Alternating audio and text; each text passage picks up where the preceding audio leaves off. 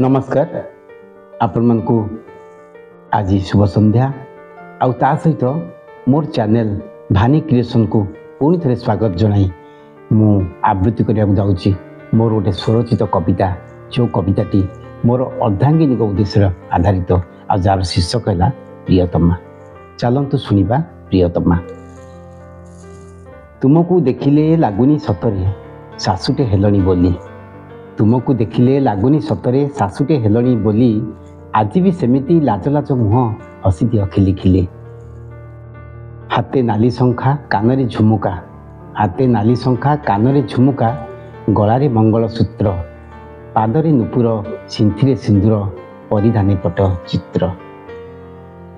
मथारे ओढ़ना नाके नाक गुणा, मथारे ओढ़ना नाके नाक गुणा, आखिरे कजल धार, पादरे अलता, जुड़ारे विफिता, हाथरे मेहंदी गार।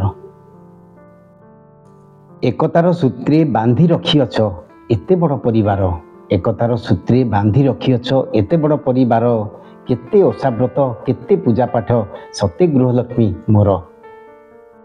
ए घर को स्वर्ग करि देइअछ, ए घर को स्वर्ग करि देइअछ, तुम निष्ठा साधना रे वंशक्रम आजी बढ़ी आगको सबु तुम प्रयत्न रे।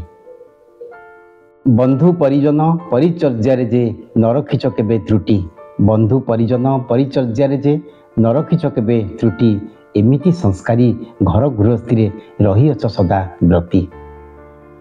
दुहिता भगिनी जाया जननीर मूर्तिमंत अवतार, दुहिता जननी दुहिता भगिनी जाया जननीर मूर्तिमंत अवतार, अमाप सकती सहिष्णुतार भी तुम्हें अट गंताघर। सुख प्राचुर्य और धनजन लक्ष्मी भराए छोट संसार, सुख प्राचुर्य और धनजन लक्ष्मी भराए छोट संसार, मो जीवन रंग मो जीवन रंग भरी देइअछ, तुम्हें प्रियतमा मोर, तुम्हें प्रियतमा मोर। आशा करछि आपण मानकु मोर कविताटी भल लागिथिबो आउ आपण मानक भल पाइबा मते बहुत प्रोत्साहन देछि आउरी आगु बढ़िबारे।